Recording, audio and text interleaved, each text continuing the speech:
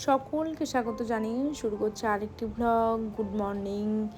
ঘরে বাইরে পূজা ব্লগে সকলকে জানাই অনেক অনেক স্বাগত। আজকে রান্নাঘর থেকে ব্লগটা শুরু করছি। তো এখানে নিয়েছি হচ্ছে কয়েকটা ট্যাংরা মাছ আর নেবো দুটো হচ্ছে কাতলা মাছ। তো মাছগুলোকে আগে লবণ হলুদ দিয়ে আজকে রান্নাটা করব শুধু সর্ষের তেল দিয়ে, আর আদা জিরে বাটা লঙ্কা, ব্যাস এইটুকুই। পেঁয়াজ রসুন আমি অ্যাড করব না। আর মাছে বন্ধুরা পেঁয়াজ রসুন খেতে একদম ভালো লাগে না। আমার মনে হয় যে মাছের যে স্বাদ সেটা নষ্ট হয়ে যায়।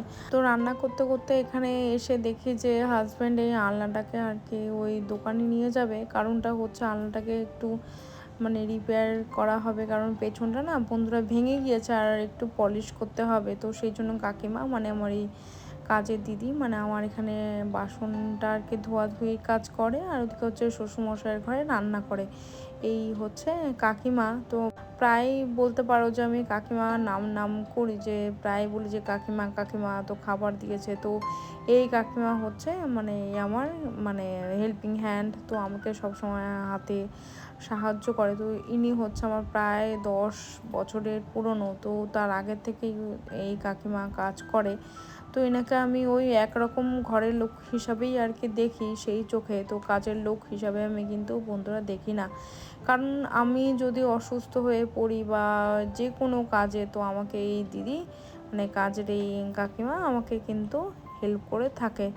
তো অনেকবারকে ওকে হয়তো ছাড়িয়ে দিয়েছি, আবার অনেকবার এসছে। কারণটা হচ্ছে ওর কিছু শারীরিক সমস্যা ছিল, আমার কিছু শারীরিক সমস্যা ছিল, সেই কারণেই ছেড়েছি। কোনো কিন্তু বন্ধুরা ঝগড়া ঝামেলা করে কোনোদিনও কিন্তু ছাড়া হয়নি। তো এদিকে দেখো, ওইদিকে ওরা তো আলনাটাকে বের করে নিয়ে গেছে, আমি হচ্ছে এদিকে সেই জায়গাটা ঝেড়ে ক্লিন করে নিয়ে। আর দেখো প্রথমে এই অবস্থায় ছিল, তো হাজব্যান্ড এগুলো সব নামিয়েছে আলনার থেকে। তো আমার যেহেতু ডাস্ট অ্যালার্জি আছে, ধুলোতে প্রচণ্ড বন্ধুরা এত অ্যালার্জি, তো এত হাঁচি হয় বন্ধুরা, অবস্থা বেহাল হয়ে যায়। তো প্রায় 15-20টা প্রায় হাঁচি হয়, তার বেশি ছাড়া কম না। তো ওখানটা হচ্ছে ক্লিন করে নিয়ে, তো এখানে হচ্ছে তাড়াতাড়ি করে চলে আসলাম মাছের ঝোলটাকে প্রায় রেডি করতে। তো প্রায় ঝোল হয়ে গিয়েছে। তো মশলা দিয়ে দিয়েছি আর মাছগুলো দিয়ে দিয়েছি, দিয়ে দেখো নাড়াচাড়া করে নিয়ে একদম ফুটে ফুটে এলে নামিয়ে দেব।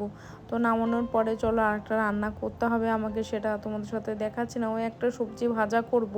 তো এদিকে হচ্ছে কৃতিকার বায়না, চলো মা ছাদে যাব। তো এখানে কৃতিকা তুলসী গাছে একটু আবির দিয়ে দিচ্ছে, আর আমি স্নান সেরে ঠাকুরকে একটু আবির দিয়ে দেবো। তো তার আগে একটু আমরা দুজনে একটুখানি আনন্দ করে নেব। তো হাজব্যান্ড এখন বাড়িতে নেই, ওই যে বললাম যে দোকানে গিয়েছে। তো আমরা দুজনে মিলেই একটু আবির খেলে নেব। আর দোল পূর্ণিমায় সকলকে জানে অনেক অনেক শুভেচ্ছা। তো দোল তো চলে গিয়েছে, তো সেটা আমি পরে বললাম তোমাদেরকে। আর দেখো কৃত্তিকার আমি খুব মজা করে একটু আনন্দ করেছি। আর কৃত্তিকা রং খেলতে খুব ভালোবাসে। তো আমি তো দেখো বড় হয়েছি বন্ধুরা, কিন্তু দিল কিন্তু বাচ্চা আছে। দিল তো বাচ্চা হে জি, তাই না বন্ধুরা? তো বাচ্চা মনটা বয়স যতই বাড়ুক, কিন্তু মনটা কিন্তু সেই ছোটই থেকে যায়। তো এই যে ছোটোবেলার যে একটা স্মৃতি, তো সেই কৃতিকার সাথে খেলার সাথে না আমি সেই সেই ছোট্টবেলার ফিরে যাচ্ছিলাম, সেই অতীতে ফিরে চলে যাচ্ছিলাম। আর দেখো এদিকে আমার কাণ্ডখানা, আমি না বন্ধুরা ভুলে গিয়েছি যে এই জামা কাপড় মেলতে।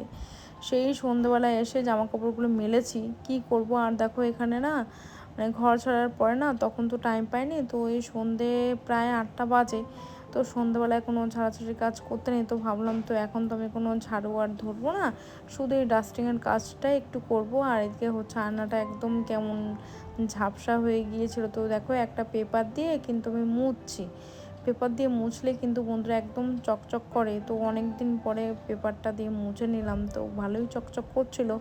তো ওইদিকে একটা বুক শেলফ আছে, ওটাকেও আর কি একটু ভালো করে মুছে নেবো, ঝেড়ে ক্লিন করে নেব। সকালের দিকে বন্ধুরা টাইম পাইনি, যেহেতু ওদিকে একটু আবির খেলা করেছি। গত ভিডিওতে যে সকল বন্ধুরা কমেন্ট করেছিলেন তাদেরকে জানাই অসংখ্য অসংখ্য ধন্যবাদ আর অনেক অনেক ভালোবাসা।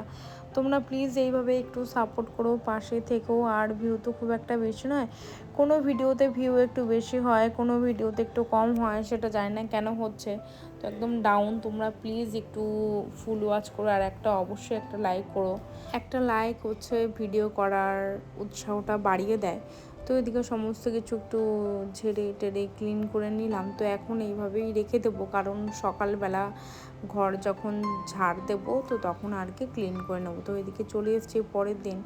তো দেখো আমার মাথায় একদম বন্ধুরা কাজ করছে না, জানি না কেন। আমি ভেবেছি ইয়েলো কালার, তো এটা হয়তো সর্ষের তেল হবে না। একটা সর্ষের তেলের মানে কৌটোতে ঢালা আছে বোতলে, তো এটা আবার সে সর্ষের তেলে ঢেলে ফেলেছে, মানে দুটোই বোতলেই আর কি সর্ষের তেল।